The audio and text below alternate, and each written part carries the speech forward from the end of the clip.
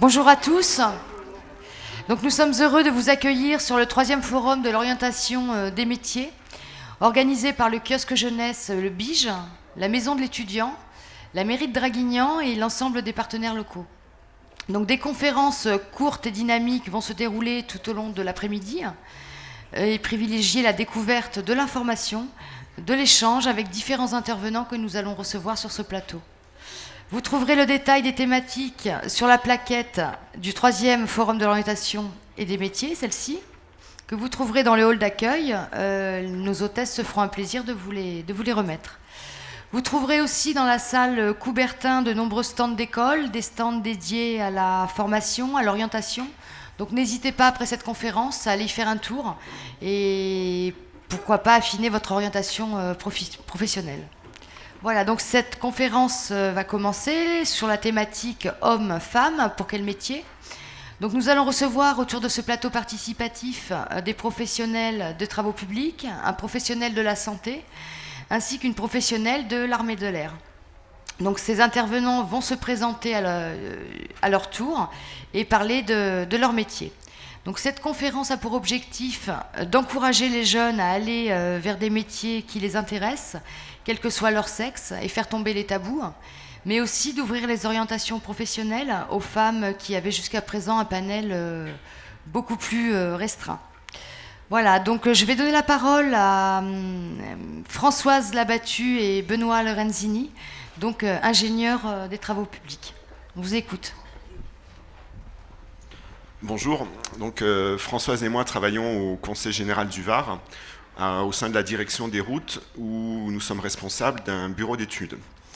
Donc notre occupation est d'aménager les différentes routes du secteur de la Dracénie et de l'Est-Var, avec des projets de sécurisation de carrefours ou d'aménagement de sections plus conséquentes d'infrastructures. C'est un métier où il n'y a pas uniquement la partie travaux, puisque l'image que vous pouvez avoir des travaux publics, c'est peut-être les engins qui sont sur le bord des routes pour construire. C'est qu'une toute petite partie de l'iceberg. Et il y a toute la partie amont des études, où il y a des choses beaucoup plus variées à faire dans le domaine de l'environnement, de la topographie, de plein d'autres secteurs. Alors justement, par rapport à ça, on peut parler un peu des différents cursus et vous expliquer comment on en est arrivé là. Je vais juste donner quelques exemples de projets sur lesquels on travaille quand Benoît disait que c'était très long. Je prends par exemple le pont de Taradon. Tout le monde a su que le pont avait lâché, entre guillemets, au moment des inondations. En fait, c'est une partie du pont qui était partie. En fait, on travaille dessus depuis les inondations. Et on est toujours en étude dessus parce qu'il a fallu vérifier qu'il fallait le refaire au même endroit, vérifier de manière hydraulique si on prolongeait l'existant ou si on en refaisait à nouveau. Et là maintenant, on a lancé une maîtrise d'œuvre qui est en train de travailler sur un projet pour lequel on a eu toutes les autorisations. Donc comme quoi, c'est effectivement quelque chose qui est très très long, alors qu'après, les travaux vont se faire en 1 an. Merci, on va laisser la parole maintenant à Monsieur Schmitt, infirmier. Bonjour, Jean-Baptiste Schmitz, je suis infirmier, actuellement formateur à l'IFSI de Draguignan, IFSI pour Institut de formation en soins infirmiers, ce qu'on appelait avant école d'infirmières, mais aussi d'infirmiers. J'ai 32 ans de métier, donc c'est vrai que j'ai eu un parcours qui m'a permis d'exercer dans différents secteurs, et ça c'est la richesse du métier, une richesse qui nous permet de travailler aussi bien en secteur hospitalier qu'en secteur de soins à domicile, dans des structures publiques ou privées, dans des services qui peuvent être des services de médecine, de chirurgie, en bloc opératoire. Il y a des possibilités de spécialisation aussi. Ce sont des métiers, quel que soit le secteur d'activité, qui demandent un fort engagement, c'est vrai, un engagement physique, mais aussi psychologique. Et on a une particularité, c'est que nous sommes toujours en horaire décalé, avec des soins qui nécessitent d'être effectués, quel que soit le moment de la journée ou de la nuit. Donc des horaires qui nous amènent à travailler soit très tôt le matin, soit l'après-midi et tard le soir, voire même en pleine nuit. Voilà pour la présentation un petit peu en 5 minutes de... Très bien. On va donner la parole à Marie-Lois, donc pilote de chasse. Bonjour à tous, donc je me présente, je suis le capitaine Marie-Lois de l'armée de l'air française. Donc je suis pilote de chasse, j'ai volé sur Mirage 2000D. Pardon. Ce sont des avions de chasse de bombardement air-sol. Voilà. Et désormais, je suis instructeur en école de début, instructeur en vol. Donc j'apprends aux jeunes élèves pilotes qui viennent de rentrer dans l'armée à décoller, à atterrir, à naviguer, etc. Voilà. J'ai 31 ans et je suis maman de 3 enfants, de 4 ans, 3 ans et 1 an. Merci. Voilà, concernant la partie motivation, quelles sont les motivations qui vous ont conduit à exercer ce métier aujourd'hui ? Ce qui m'a motivée, c'est il y a deux côtés. Il y a le côté pilote et le côté militaire. Alors le côté pilote, ça m'est venu quand j'étais plutôt au lycée, parce que je ne savais pas trop ce que je voulais faire, mais je savais surtout ce que je ne voulais pas faire. Je ne voulais pas être derrière un bureau, je voulais avoir une vie plutôt exotique.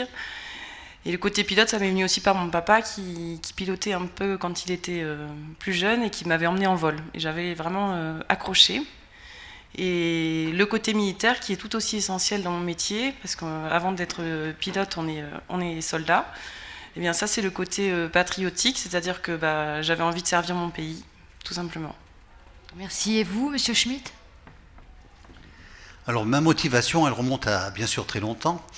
La première chose, c'est que je souhaitais exercer dans un métier du domaine de la santé. Pour deux raisons, le côté soins, santé, c'est-à-dire réaliser des soins, le côté technique, le côté connaissance scientifique, avec tout ce qui est autour de la biologie, de la chimie et surtout des sciences humaines. Mais principalement, c'était de pouvoir aussi apporter une aide aux personnes, un accompagnement.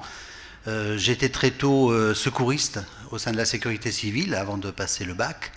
Et cet engagement m'a confirmé qu'effectivement, je souhaitais porter secours aux personnes, mais pas seulement pour réaliser des soins et les aider à recouvrir un petit peu la santé, c'était aussi les accompagner dans ce qu'ils vivaient. Et ça, c'est quand même un des axes fondamentaux du métier. Ça a été effectivement une motivation principale, sans avoir conscience à ce moment-là que c'était un métier majoritairement féminin, puisque il n'y a que 10 à 20% d'infirmiers dans la profession que j'exerce.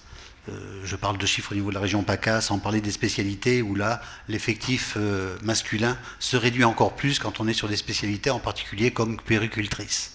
D'accord. Parce qu'on dit souvent puéricultrice plus que puériculteur. Oui. Merci. Concernant la partie cursus formation, quelle formation avez-vous suivi et quel est votre parcours professionnel ? Qui veut répondre ? Donc Benoît et moi avons eu exactement la même formation. Donc on a commencé par une terminale scientifique, terminale C à l'époque. Ensuite des classes préparatoires, maths sup, maths spé, et les concours qui permettent d'entrer dans les écoles d'ingénieurs. Et on a intégré le NTPE, l'École nationale des travaux publics de l'État, qui est une école qui préparait à être ingénieur TPE et qui traite de domaines de bâtiments, travaux publics, environnement, hydraulique, gestion des risques, tout un tas de postes qu'on était amenés ensuite à tenir dans le cadre de l'État, puisqu'à l'époque, c'était une école qui formait directement des ingénieurs fonctionnaires de l'État. Merci. Et vous, Marie ? Quelle formation avez-vous suivi ? Et quel est votre parcours professionnel et vos diplômes ? Donc pour devenir pilote dans l'armée de l'air, il y a deux possibilités. Il y a un recrutement directement après le bac, pour être officier sous contrat, donc ce sont des contrats qui peuvent aller jusqu'à 20 ans, et ensuite il y a une reconversion à faire dans le civil. Ce n'est pas la voie que j'ai choisie. Moi, j'ai fait des classes préparatoires scientifiques, maths sup, maths spé, à l'issue desquelles j'ai passé le concours de l'école de l'air. Donc, je l'ai eu. J'ai fait 3 ans d'école d'ingénieur à l'école de l'air. Donc, il y a le parallèle avec Saint-Cyr pour l'armée de terre et l'école navale pour la marine nationale. Donc, j'ai fait 3 ans d'école d'ingénieur agrémentée de formation militaire, formation du combattant. Donc j'ai un diplôme d'ingénieur aéronautique et à l'issue j'ai commencé les vols dans l'armée de l'air, pas directement sur Mirage 2000, je vous rassure. J'ai commencé par la 2 chevaux et puis petit à petit j'ai franchi les galons jusqu'au Mirage 2000. D'accord, merci. Et Monsieur Schmitt, votre parcours ? Alors le parcours, ça a été d'abord de réussir le bac, ce qui n'est pas toujours une mince affaire, ça n'a pas marché la première fois. Donc ne soyez pas découragés si pour vous il n'y aura pas de réussite la première fois, puisque vous êtes pratiquement tous en première ou terminale. Puis, bien sûr, passer un concours d'entrée, puisqu'on ne rentre pas à l'école d'infirmière sur seulement inscription, il faut réussir un concours pour ensuite faire une formation de 3 ans. Donc c'est 3 ans après le bac que j'ai pu avoir mon diplôme pour enfin exercer. Et là, par contre, la voie est royale, puisqu'il y a beaucoup de possibilités d'exercice, que l'on soit un homme ou une femme dans ce métier. Merci. Justement, dans ce métier d'homme, Françoise, avez-vous eu des difficultés d'intégration? Et expliquez-nous comment s'est déroulée votre intégration. Alors déjà à l'école, on était à peu près 10% de filles. C'était à peu près le cas aussi en classe prépa à l'époque. Donc c'était il y a 30 ans. Il y en a un peu plus maintenant. Et après, dans les différents métiers que j'ai fait dans le cadre de ma carrière, celui qui était le plus homme, c'était diriger une subdivision où il y avait du personnel administratif et du personnel de terrain, donc les agents qui sont habillés en orange et qui sont sur les routes pour faire l'entretien des routes. Et en fait, pour être bien intégré, il faut savoir aller sur le terrain, aller au-devant d'eux, voir ce qu'ils font et pas rester dans le bureau et pas vouloir aller au froid ou se salir, quoi. Et à partir du moment où on sait tout ce qui se fait dans notre travail et on travaille avec eux, il n'y a aucun problème. D'accord. Et vous, Monsieur Schmitt, votre intégration? Alors l'intégration, on va dire en 2 temps. La première, c'est que lorsqu'on rentre en formation, on se rend compte là et on prend l'ampleur du phénomène en se disant mais combien on est de garçons dans la promo? Et on se rend compte qu'on est 5 et qu'en face il y a 45 filles. Donc ça déjà c'est un premier temps d'intégration dans une formation majoritairement féminine, comme le métier ensuite. C'est ensuite quand on va sur les lieux de stage, parce qu'on n'a pas accès aux vestiaires, effectivement on ne partage pas le même vestiaire. Et qu'à l'époque, il y avait moins de place dans les vestiaires masculins, on n'en trouvait pas forcément, et qu'il fallait trouver là une organisation pour pouvoir respecter un petit peu à la fois l'intimité des uns et celle des autres. Le deuxième temps d'intégration, c'est surtout ensuite quand on démarre dans le métier. Alors, le fait d'être un homme dans un métier majoritairement féminin, ça apporte des avantages, c'est vrai. Un plus parce que la force physique d'un homme n'est pas la même que celle d'une femme, ça signifie que lorsqu'il y a une manutention malade, des charges lourdes à porter, certaines tâches particulières, c'est vrai que les filles aiment bien pouvoir le partager avec quelqu'un qui a un peu plus de force. Ça signifie qu'on peut être à 2 au lieu d'être à 3 selon les charges à mobiliser, puisque les personnes en situation de maladie sont aussi parfois en situation de handicap. Et surtout à l'époque, c'était des charges lourdes physiquement, puisqu'il y avait moins de dispositifs médicaux qui nous aidaient. Donc ça, c'est un moyen de s'intégrer qui est agréable, qui est facile. Le côté parfois maternant aussi des filles ou des femmes, qui est un avantage aussi dans l'intégration, mais parfois, le côté peut-être plus désavantage ou inconvénient ou difficulté, c'est que les filles, ça parle avec des filles, et que les garçons au milieu, des fois, ça n'a rien à faire. Mais c'est pas plus mal, hein, je vous rassure, c'est pas plus mal. Donc la difficulté, c'est parfois de pouvoir se retrouver entre garçons. D'accord, merci. Et vous, Marie, comment s'est déroulée votre intégration dans ce métier d'homme et est-ce que vous avez eu justement des difficultés à vous intégrer? Donc au début, l'intégration, ça a dû se faire au sein de la promotion. Donc on était 80 et on était 6 filles. Là, il y a 3 choses qui m'ont aidée. D'abord, c'est que je fais beaucoup de sport. Et mine de rien, de montrer qu'on est bon en maths et intellectuellement, ça va, mais de montrer qu'on sait courir, et ça aide beaucoup, surtout dans un milieu militaire.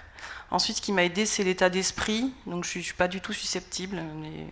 Les vieilles blagues, c'est bon, je ne me vexe jamais. Et ensuite, ce qui m'a aidé, c'est la motivation, surtout, parce que je voulais faire ce métier à tout prix et je voulais réussir. Voilà. Donc ça, c'était au sein de la promotion. Et après, en escadron de chasse opérationnel, il faut faire son trou, parce que l'escadron de chasse, ils n'avaient jamais connu de filles dans mon escadron. J'étais la première. On était 50 personnels navigants. Donc là, il y avait quelques idées reçues des anciens qui voyaient mal comment une femme pouvait aller bombarder un objectif. Donc là, il faut faire ses preuves et puis il faut garder le moral à tout prix. Voilà. C'est un métier qui a été ouvert en France qu'en 98, le métier de pilote de chasse en France. Donc là, on est une petite vingtaine à présent, mais voilà, c'est un métier qui attire toujours peu les femmes et on reste encore très minoritaire. Donc sur votre base, une vingtaine de femmes, c'est ça? Pour combien d'hommes? Dans mon escadron à Nancy, on était 50, 25 pilotes et 25 navigateurs, puisque le Mirage 2000D, il y a un pilote en place avant, un navigateur officier système d'armes en place arrière. Et sur les 50, j'étais la seule fille, oui. D'accord. Donc, acceptée, voire protégée ou pas? Quand on est une femme dans ça. dans ce milieu? Certains pourraient considérer qu'il y a parfois de la discrimination positive de la part des jeunes de l'escadron, puisqu'ils ont tendance, oui, à protéger. À côté de ça, il y a des côtés positifs, il y a des côtés négatifs, mais je pense qu'au final, c'est pas tous les jours facile.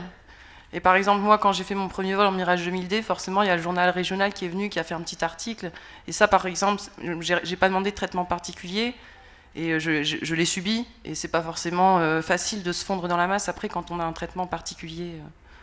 Voilà. D'accord. Pour vous, Françoise, est-ce que vous avez eu des difficultés est-ce que vous avez rencontré des difficultés dans ce milieu? Non, c'était juste, à part sur certains postes, quand on arrive, on vous dit, bah, maintenant, vous êtes un homme de terrain, mais en fait, non, très vite, ils se rendent compte qu'on est formé et préparé à ce métier, et après, on le fait aussi bien qu'un homme, quoi. Donc, comme il n'y a pas besoin de force physique dans le métier que je fais, il n'y a pas de souci. D'accord. Monsieur Schmitt, quel encouragement vous pouvez donner aux jeunes hommes qui souhaitent aujourd'hui devenir infirmiers? Alors n'hésitez pas, c'est un parcours très enrichissant, professionnellement, personnellement. Je crois que ce qui s'estompe énormément, et je pense qu'avec les nouvelles générations, ça va s'estomper de plus en plus, c'est ce côté où on voudrait mettre de la discrimination positive, de la parité, de l'égalité. Je crois que ça s'efface complètement lorsqu'on rentre en formation, et je ne vais pas dire, je ne fais plus attention si mes collègues sont des hommes ou des femmes, mais ça s'estompe. Le seul point, c'est vrai, ça reste peut-être la pratique de certains soins auprès de certaines personnes, justement pour des marques de respect de l'intimité. Mais on a là des objectifs à remplir en termes de professionnels de santé qui sont très riches. Donc je vous invite à vous y engager si c'est votre orientation, votre choix, ou en tout cas y réfléchir. D'accord. Françoise ou Benoît, quel encouragement vous pouvez donner aux jeunes qui hésitent à choisir ce métier? Justement, je voulais rebondir sur ce qui vient d'être dit. C'est vrai qu'à un moment, dans un milieu professionnel, on n'est plus un homme ou une femme. On est un ingénieur, un technicien, un dessinateur. Enfin, on nous regarde par rapport à nos compétences et pas par rapport à notre sexe. Donc, dans le milieu des travaux publics qu'on représente nous. Donc, comme je l'ai dit, bon, il y a la partie travaux terrain où là, il faut encore la mettre de côté parce que c'est vrai que ça reste un milieu très masculin parce qu'il y a les aspects efforts physiques et autres. Et donc, le métier les travaux, ça reste très masculin. Toute la partie amont études, c'est un milieu qui est vraiment très très mixte. Et là, comme je vous dis, on n'a pas un homme ou une femme, on a un ingénieur, un technicien, on a quelqu'un qui fait son boulot. D'accord, merci. Et nous vous invitons à la prochaine conférence qui aura lieu donc dans 15 minutes sur la thématique des métiers de demain, les métiers porteurs d'emploi. Merci à vous.